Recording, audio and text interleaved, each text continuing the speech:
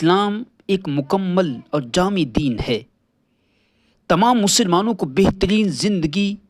سلیقہ اور طریقہ بتاتا ہے۔ فطری ضروریات کو جائز اور مہذب انداز میں پورا کرنے کا سلیقہ اور طریقہ دین اسلام نے عطا فرمایا۔ فطری ضروریات بہت سی ہیں،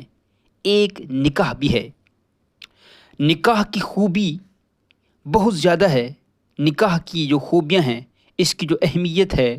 وہ بہت زیادہ ہے کہ اللہ رب العزت نے نکاح کے اندر انسان کے لیے بہت سے دینی اور دنیاوی فائدے رکھے ہیں۔ وہ فائدے معاشرتی ہوں، خاندانی ہوں، اخلاقی ہوں، سماجی فائدے ہوں، نفسانی فائدے ہوں، الغرض فائدے اور خوبیوں اور بھلائیوں کا دوسرا نام وہ نکاح ہے۔ سرکار علیہ الصلوۃ والسلام فرماتے ہیں اذا تزوج العبد استکمل الدین النصف، کہ جس نے نکاح کیا، شادی کی، اس کا آدھا دین مکمل ہو گیا۔ فلیتقی فی النصف الباقی، اور باقی آدھے میں وہ اللہ سے ڈرتا رہے، تقوی اختیار کرے۔ اور سرکار علیہ الصلوۃ والسلام کی دوسری حدیث فرماتے ہیں النکاح من سنتی فمن رغب عن سنتی فلیس منی، کہ سرکار فرماتے ہیں کہ نکاح کرنا، شادی کرنا یہ میری سنت ہے، اور جس نے میری سنت سے بے رغبتی اختیار کی تو وہ مجھ سے نہیں، وہ ہم میں سے نہیں۔ اور عبداللہ بن مسعود جو بہت بڑے صحابی رسول ہیں، آپ فرماتے ہیں کہ اگر میری عمر ایج میں سے صرف 10 دن باقی رہ جائیں تو تب بھی میں نکاح کر لوں گا، کیونکہ غیر شادی شدہ ہونے کی حالت میں میں اللہ سے ملاقات کرنے کو ناپسند کرتا ہوں۔ تو